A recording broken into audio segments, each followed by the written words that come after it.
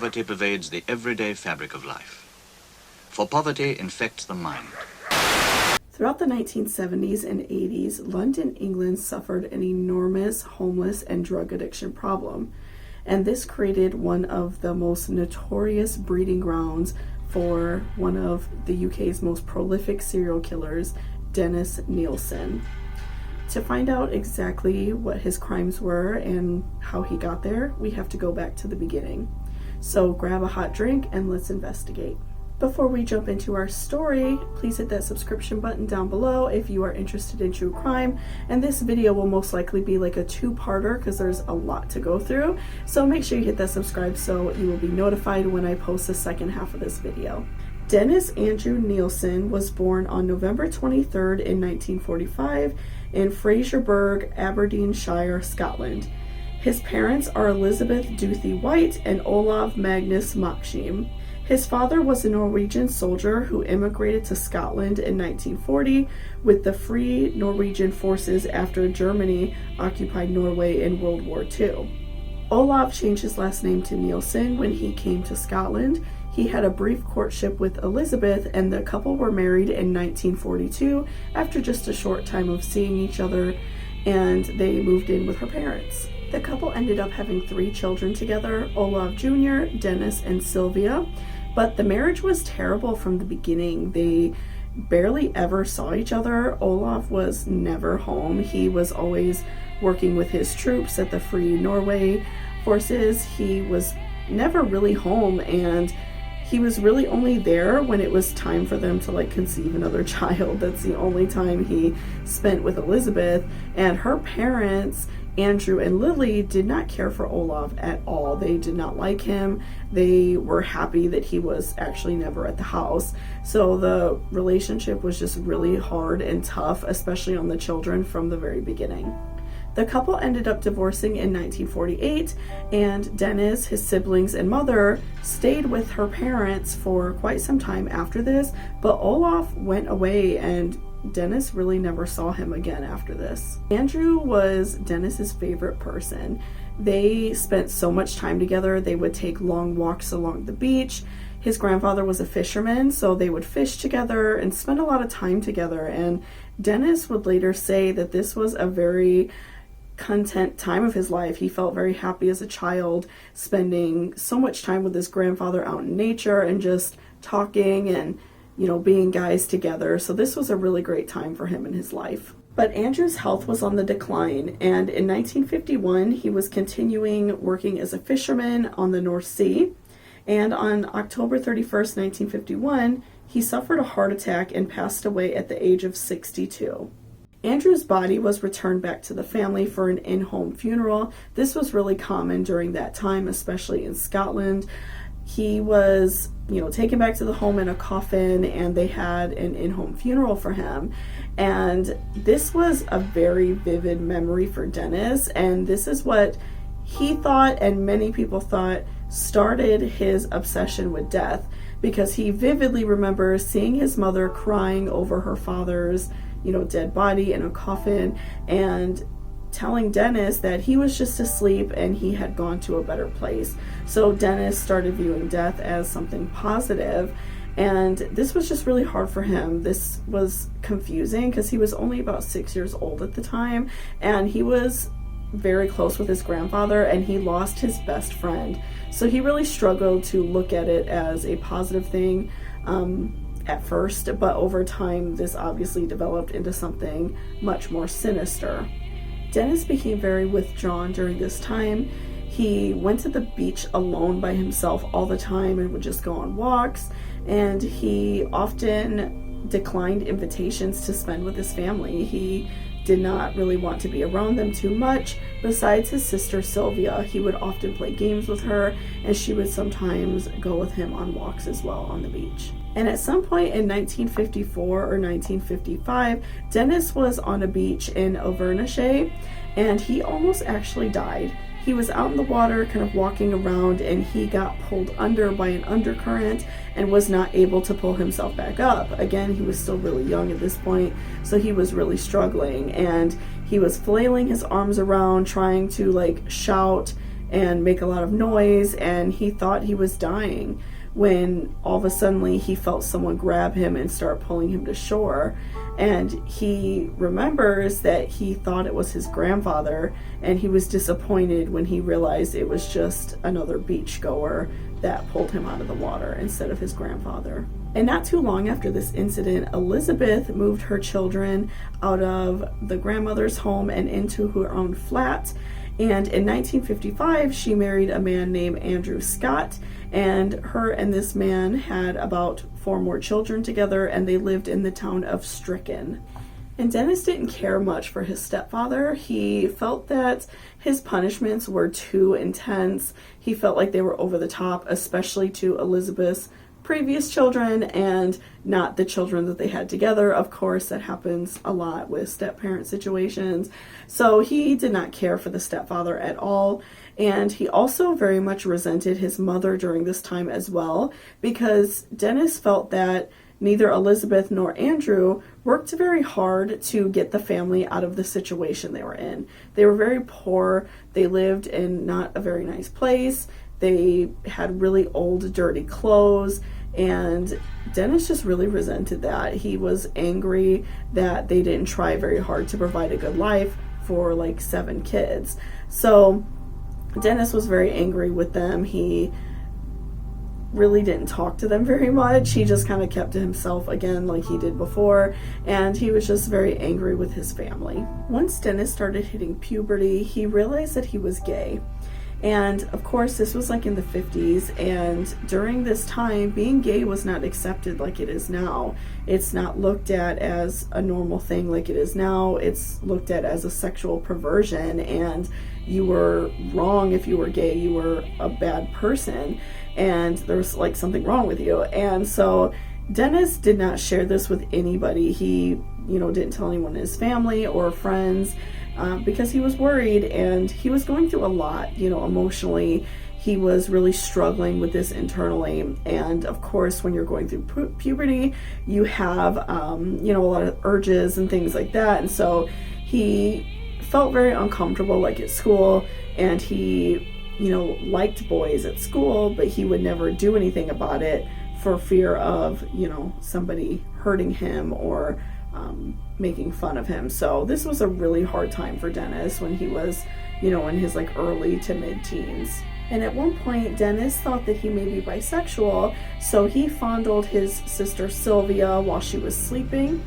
He also fondled Olaf Jr. one night, but this turned out to be not a good thing for him because Olaf found out and started calling Dennis hen, which is a slang term for girl in Scotland. So this was really embarrassing for Dennis, and this was very traumatic for him during this time.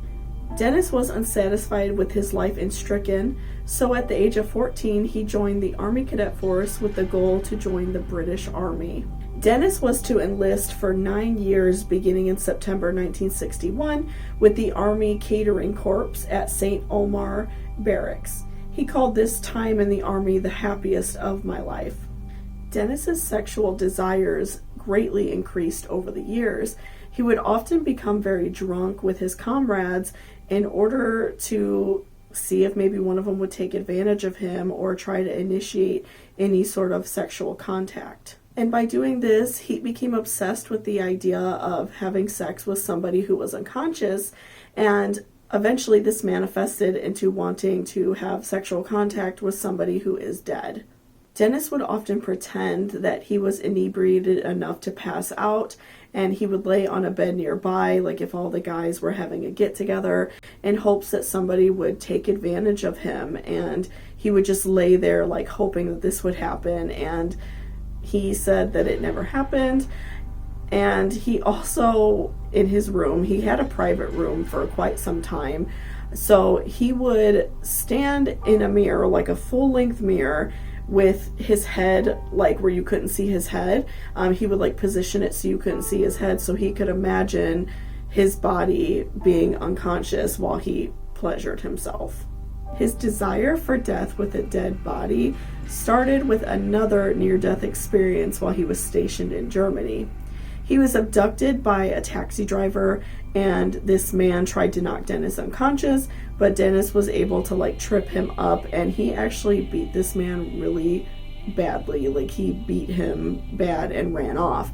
But this got Dennis very like excited for intimacy, sexual contact, whatever you want to call it, with a dead body. And this was like a huge experience for him. This was something that got him very sexually excited. And it's really scary to think that somebody who committed these atrocious acts almost died 2 times. So of course it's awful to think that like a child would die because, you know, when he was on the beach he almost drowned, and then this time when he was grown he, you know, almost died in the army. But it's really scary to think that he almost died twice. So the world could have been avoided of this absolutely terrible crime, this awful thing that he did to so many people. So that's just like so scary to me. Throughout his travels, he came across a painting called The Raft of Medusa, in which an older man is holding the body of a nude, limp body of a deceased man. This image was very striking to Dennis, and he used the imagery to please himself, sinking more into the desire of having a sexual encounter with a dead body. When Dennis was done with his deployment in 1968, he returned to the UK and was assigned to serve as a cook in Argyll and Sutherland Highlanders at Seaton Barracks in Plymouth, Devon. He was then transferred to Cyprus to serve in 1969. Then a few months later, he was transferred to West Berlin. During his time serving as a cook, Dennis had his first sexual experience with a prostitute that he solicited, and he would brag about this with, you know, his comrades and talk about how great it was. But he actually said later on that it was depressing and he hated it, and that this was a really not enjoyable time for him. In October of 1972, after being reassigned to the Shetland Islands to serve as a cook again, he ended his 11-year career in the military at the corporal rank. He moved back in with his family, but that only lasted for a few months. In December of 1972, Olaf Jr. invited Dennis on like a double date type of thing to watch a documentary about gay people. And Olaf really only invited Dennis because Elizabeth, Dennis's mother, was kind of getting frustrated with Dennis because he didn't have a female companion and he wasn't really looking to get married.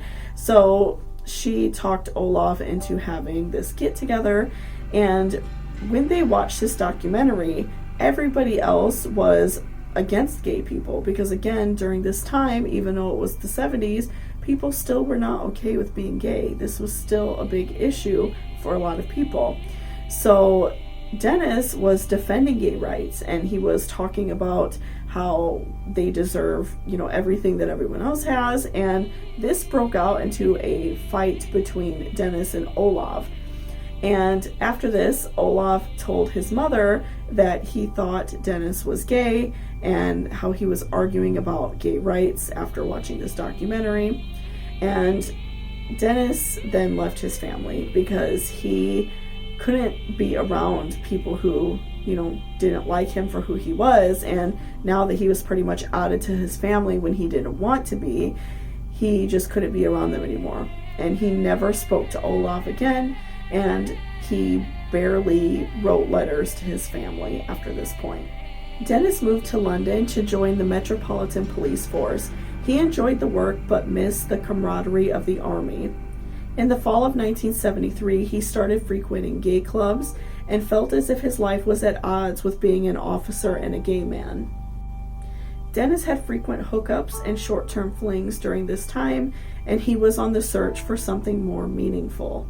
Dennis's father, Olaf, passed away around this time as well, and he left all of his children £1,000, or about $1,400 US. So Dennis left the police force, and he ended up finding a job as a security guard for a really short time. It was only a couple months, and he didn't really enjoy that work too much. And he ended up finding a job in London as a civil servant where he would help unskilled laborers find jobs, which is my current job. I do something really similar. So I thought that that was really funny, that he was helping people and people at his job liked him. So I thought that that was really interesting. I didn't know that about him. So yeah, he helped people find jobs. So that's nice. The next few years of Dennis's life were rather uneventful. He met a man named David Galligan, who he shared a relationship for quite some time, but the relationship didn't last very long. The couple met outside of a pub when two men were harassing David, and Dennis intervened and took David to his place, where he learned that David was gay, unemployed, and currently living in a hostel. The couple decided to live together the next day and found a larger property on Melrose Avenue. Dennis worked out a deal with the landlord at Melrose Avenue, and he asked if the apartment could be furnished and if he could use the back garden for their own personal, backyard. I wonder why he would do that. The landlord ended up not keeping his end of the deal, and the apartment was not furnished at all. So the couple furnished and decorated the apartment by themselves over the next few months. And within about a year, the relationship really started to crumble. They started sleeping in separate beds. They didn't spend much time together. David would later say that he didn't have a sexual attraction to Dennis after not that long. And I'm assuming it's probably because Dennis was, a little bit more extreme with his desires, because of course he wanted to be with somebody who was unconscious or dead. So I feel like what they wanted in intimacy probably just didn't line up together, and so they ended up not even sleeping together anymore in the same beds. And Dennis claims that the relationship ended after a heated argument. He made David get out, but later on David says that he left and he broke up with Dennis. So we'll never truly know, but the relationship did end after about a year and a half, 2 years. Dennis had a few more short-term relationships over about a year and a half, and by the end of 1978, he committed his first murder. On December 30th, 1978, a 14-year-old named Stephen Holmes was attempting to purchase alcohol at a pub, but he was turned down because he was underage. And Dennis, who had been drinking all day alone, decided that he had to find someone to come back with him that night. He had to leave his apartment at all costs and go find somebody for the evening. And he ran across Stephen at a local pub. The two struck up conversation, and Dennis invited him back to his place. So the two drank heavily and listened to music all night until they both fell asleep on Dennis's bed. The next morning, Dennis woke up and saw that Stephen was still sleeping in his bed, and he stated later he was, quote, afraid to wake him in case he left me, end quote. Dennis then straddled his body and caressed Stephen and strangled him with a necktie until he was unconscious. He then dragged Stephen's body to a bucket of water he had on the floor and drowned the teenager. Dennis then washed Stephen's body in his bathtub, dried him off, and put him back on his bed, where Dennis then pleasured himself and then decided to store Stephen's body under his floorboards. Dennis later stated that he, quote, started down the avenue of death and possession of a new kind of flatmate, end quote. On October 11, 1979, Dennis again met a young man, a student from Hong Kong named Andrew Ho. Dennis invited Andrew back to his apartment for the promise of a sexual encounter. Dennis tried to strangle Andrew, but Andrew ended up getting away, and he reported it to the police. They came and questioned Dennis, but Andrew decided not to press charges. On December 3rd, 1979, Dennis met a 23-year-old Canadian student named Kenneth Ockenden, who was in England visiting his relatives. The two met at a pub, and Dennis wanted to be Kenneth's tour guide. He found out quickly that Kenneth was not living in the UK, and he wanted to sightsee all the way, around. So he invited Kenneth back to his place first for dinner and drinks, and the next day they would go sightseeing together. Dennis was never able to exactly recall when he killed Kenneth, but he remembered that he strangled Kenneth with a pair of headphone wires, Dennis then took the wire off of Kenneth's neck, put his music back on, and had a drink. The next day, Dennis purchased a Polaroid camera and took several suggestive photos of Kenneth laying out on his bed. Dennis also watched TV for several hours with Kenneth's body before wrapping the body in plastic bags. He then put Kenneth's body under the floorboards, and he recalls taking the body out at 4 separate occasions to watch TV and drink with him. Kenneth Ockenden was one of the few victims of Dennis that was reported as a missing person, and there was actually a very public search for him. Dennis met his next victim, 16-year-old Martin Duffy, on May 17th in 1980. Martin was a catering student from Birkenhead, Merseyside, who hitchhiked to London without telling his family. He had been gone from his home since May 13th. Martin had been sleeping in the train station, and he happened across Dennis because Dennis was traveling back home from a work conference that he went to. And Dennis offered him a place to stay, a warm meal, and Martin took this up because this was probably the first sight of kindness he had seen in days. You know, when you're traveling and you appear homeless, people often aren't nice to you. So he was very accepting of Dennis's offer, and he felt very happy to, be offered a nice place to stay. But unfortunately, this would be Martin's last night alive. Dennis again strangled Martin and drowned him, but this time he moved on to using his kitchen sink instead of a bucket. And Dennis again defiled the bodies like he did every victim so far, but this time he tried to store Martin in a cupboard in the kitchen, but after a few days when the body started bloating, he put the body under the floorboards. After Martin's murder, Dennis started to kill at a much higher rate. Before the end of 1980, he killed an additional 5 people and attempted to murder 1. David Sutherland was the only victim during this time who has been identified. David was 26 years old and the father of 1 child. David sometimes worked as a prostitute, and he ended up meeting Dennis at a pub in August of 1980. The two went back to Dennis's apartment and drank and partied, and Dennis claims that he doesn't remember how he killed David exactly, but he does remember strangling him, and the next morning there was a body. In September, Dennis claims he killed an Irish laborer with rough hands, and he also killed a Filipino or Mexican prostitute that was tall and slender, although Dennis later claims that he fabricated this last victim. In December of 1980, Dennis killed a vagrant Englishman who was pale and had several missing teeth. Although this man has still been unidentified, Dennis said killing him was as easy as taking candy from a baby because he believed the victim's life to be, quote, one of long suffering, end quote. His last victim of 1980 was also supposedly fabricated by Dennis. He said that he was a long-haired hippie who was English and in his 20s. During this time, Dennis would occasionally take days off work to deal with the bodies. He would dissect them and put them in separate bags, and he knew he had to start doing this because when the summer rolled around, it started to get hot, and so the apartment building started to smell really foul.